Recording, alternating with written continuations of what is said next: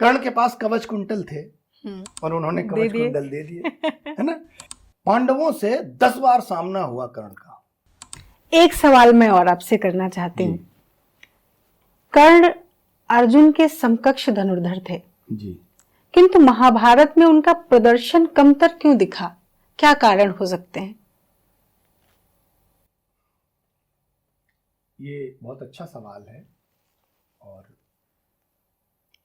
इस सवाल को बड़ा गहनता से विचार करना पड़ेगा कि कर्ण में खामियां क्या थी और खासियत क्या थी। हालांकि वो एक महारथी हैं, हम लोग सिर्फ जो पढ़ा है उसी आधार पर चर्चा कर सकते हैं। कर्ण में जो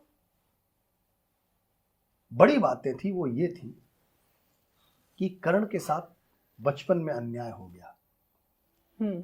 ये जो है उसके प्रति लोगों को उससे जोड़ देता था, कनेक्ट कर देता था कि जो लोग भी जानते होंगे, एक सिंपैथी, हाँ, अपने आप।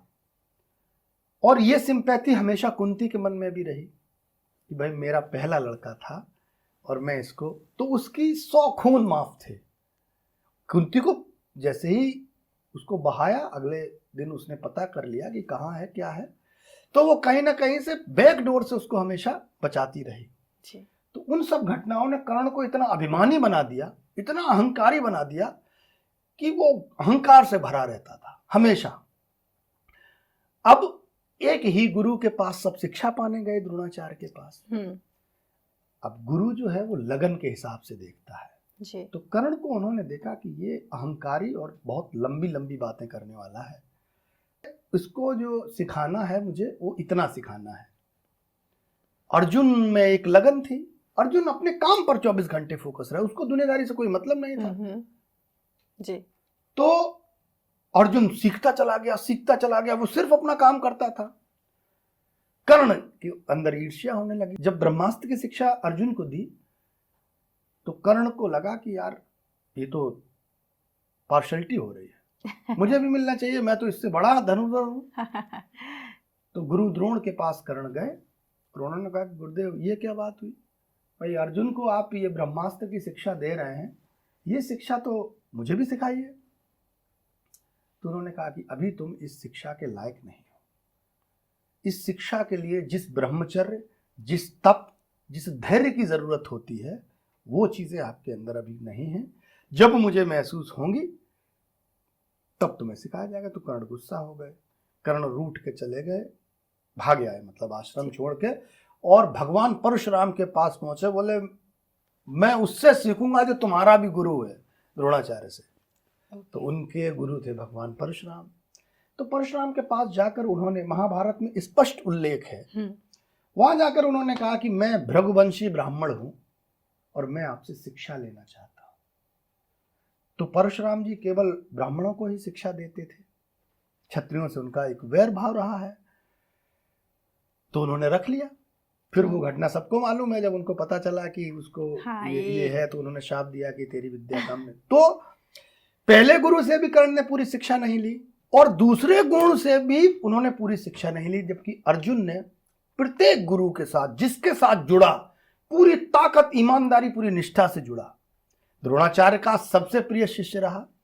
पाशुपत अस्त्र लेने के लिए जब 12 साल की जो वनवास हुआ उसको गया तो शंकर जी की सेवा में, तो उसने पूरी ईमानदारी से, पूरी निष्ठा से सेवा की कि भगवान शिव ने पाशुपत अस्त्र उसको दे दिया। अपने पिता से मिलने गया इंद्र, तो उनका भी हृदय जीत कर आया। जब वहां पर उर्वशी ने कहा कि मेरा तुम पर हृदय आ गया है और मैं तुम्हारे साथ प्रेमालाप, तो उसने कहा आप मेरे पिता की पत्नी की तरह हैं, मैं ये सोच भी नहीं सकता। अरे बोले अप्सराओं का कोई पिता पति नहीं होता, अप्सरा एक सुंदरता है, संसार के प्रत्येक व्यक्ति को, जिसको वो चाहेगी उसको वो पाना चाहती है, आप ये इससे नहीं बच नहीं सकते। उसने कहा लेकिन मैं नहीं ऐसा कर पाऊंगा, मैंने, मेरे पिता ने जिस स्त्री को स्पर्श किया है मैं उस स्त्री को नहीं स्पर्श करूंगा। तो वो बहुत बार उसने कहा, तो उसने श्राप दे दिया कि तुमको इसकी सजा भोगनी पड़ेगी, तुम साल भर तक एक बृहन्नला के रूप में रहोगे, एक मतलब, और वो अज्ञातवास में उन्हें भोगना पड़ा। तो जहां भी अर्जुन गया उसने अपनी निष्ठा सिद्ध की। कर्ण जहां भी गया वो हमेशा से अपना अभिमान ही उसके बीच में रहा। कर्ण अगर चाहता तो महाभारत का युद्ध नहीं होता। उसने हमेशा दुर्योधन को गलत शिक्षा दी और ये कहा कि ये पांडव हैं किसमें, जिस दिन हम खड़े हो गए उस दिन हम इन सबको अकेले मार के भगा देंगे। और दुर्योधन इस विश्वास में बना रहा कि संभवतः ऐसा हो सकता है क्योंकि ये परशुराम का शिष्य है। और जब जब मौका आया युद्ध का, हर बार कर्ण हारा। विराट युद्ध में तो पूरी कौरव सेना थी, अकेला अर्जुन था। अकेले अर्जुन ने सबको हरा दिया, भीष्म से लेकर कर्ण की पूरी फौज को बेहोश कर दिया। दूसरी बार जब एक बार इनको वनवास मिला तो गंधर्व से दुर्योधन का झगड़ा हो गया, तो गंधर्वों ने इन सबको बांध लिया। ये गए थे पांडवों को ये दिखाने कि वहां वो वनवासी हैं, हम लोग अपना ऐश्वर्य दिखाएंगे, पार्टी शार्टी करेंगे वहां।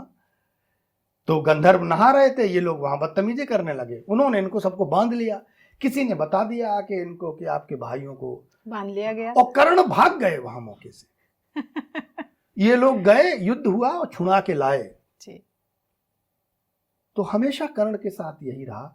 और महाभारत में देखो, वो एक निश्चित तौर पर बहुत बड़े कैरेक्टर हैं कर्ण। कर्ण की तपस्या, कर्ण की दानवीरता पर कोई शक नहीं है, लेकिन जो धनुर्धर वाली बात है, किसी भी क्षेत्र में कर्ण ने उस निष्ठा से काम नहीं किया। जैसे कर्ण के पास कवच कुंडल थे जो दुर्योधन के काम आ सकते थे, लेकिन वहां वो दानवीर बन गए और उन्होंने कवच कुंडल दे दिए, है ना। कर्ण के पास इंद्रास्त्र था जो केवल उसने अर्जुन के लिए लिया था, तो वो इंद्रास्त्र भी घटोत्कच पर चला के बेकार कर दिया। तो बहुत सारी स्थितियां हैं। और आपको बताएं, महाभारत में पांडवों से 10 बार सामना हुआ कर्ण का, और 10 बार में 9 बार कर्ण हारे भीम से जी। केवल एक बार जीते। तो जब भीम जीत गए तो भीम ने कर्ण को इसलिए नहीं मारा कि ये अर्जुन का शिकार है। और कर्ण जीते एक बार तो उन्होंने इसलिए नहीं मारा कि उन्होंने वचन दिया था कि मैं और तुम्हारे और पुत्रों को नहीं मारूंगा, अर्जुन को मारूंगा जी। तो कहीं भी किसी भी युद्ध में, किसी भी युद्ध पर, और उसका एक ही सिर्फ कारण था, बड़बोलापन। भीष्म जब सेनापति बनाए गए कुरुक्षेत्र में युद्ध के पहले दिन, तो भीष्म ने सारे योद्धाओं का परिचय कराया, ये महारथी है, ये रथी है। कर्ण को उन्होंने किसी में नहीं रखा, एक सामान्य योद्धा में रखा। तो जब कर्ण इतना खुद को समझने, तो उन्होंने कहा आप मुझे समझते क्या है? तो भीष्म ने कहा हम तुम्हें कुछ नहीं समझते हैं। हम इसलिए नहीं समझते हैं कि तुम जब भी मौका लगा तुम सदा हारे। तुम जो अर्जुन से लड़ने की बात करते हो, तुम अर्जुन से कब जीते? अरे बोले मुझे मौका मिलने दो। बोले, उन्होंने कहा जब मौका मिलेगा तब भी तुम हारोगे। तुम अकेले पूरी कौरव सेना को अर्जुन ने हरा दिया था, तब भी तो तुम थे उस युद्ध में, तुम कहां थे? गंधर्वों को सारी चीजें उन्होंने बताई। तो कर्ण ने कहा कि अब मैं इसमें नहीं लड़ूंगा, क्योंकि अगर मैं लड़ा और कौरव जीत गए तो उसका श्रेय भीष्म को मिलेगा। इसलिए जब तक भीष्म सेनापति रहेंगे मैं अपना धनुष बाण रख के सोऊंगा आराम से। और कर्ण युद्ध छोड़ के चले गए। 10 दिन तक भीष्म ने युद्ध किया, 10 दिन तक कर्ण नहीं आए युद्ध में। भीष्म जब मृत्यु हुई तब कर्ण आए। तब ये हुआ कि दुर्योधन को भी लगा कि अब कुछ परिवर्तन होगा, कुछ नहीं हो पाया। द्रोणाचार्य को सेनापति बना दिया, उनके साथ भी हालांकि लड़ाई उसने खूब की, बहुत लोग, लेकिन जहां पांडवों की बात आई कि पांडवों के साथ उसका प्रदर्शन कैसा रहा, तो पांडवों के साथ उसका प्रदर्शन कभी भी अच्छा नहीं रहा। हमेशा जब भी सामना हुआ तो अर्जुन को तो हमेशा हार मिली। 2 बार अर्जुन के सामने दोनों बार हारे, भीम के सामने तो 10 बार, और पांडवों के सामने उनमें 9 बार हारे। तो इसलिए इसके पीछे का कारण ये था, उनकी तपस्या, त्याग, सब में कोई कमी नहीं थी। कुछ चीजें जो उनको अतिरिक्त मिल गई थी उसका उनको अभिमान सदा रहा। एक तो वो कवच कुंडल से सज्जित थे, एक तो दूसरा वो सूर्यपुत्र थे। ये कुछ एक चीजें जो थी जो उनके मन में हमेशा गर्व भरे रहीं, और उस गर्व ने इस हद तक, गर्व जब थोड़ा बढ़ जाता है तो अभिमान हो जाता है, तो वो अभिमान में बदल गई। और उसी अहंकार ने कर्ण को उस लेवल का योद्धा नहीं होने दिया जिसका कर्ण हो सकते थे। बहुत अच्छा जवाब दिया आपने मनोज जी, बहुत बहुत आभार आपका।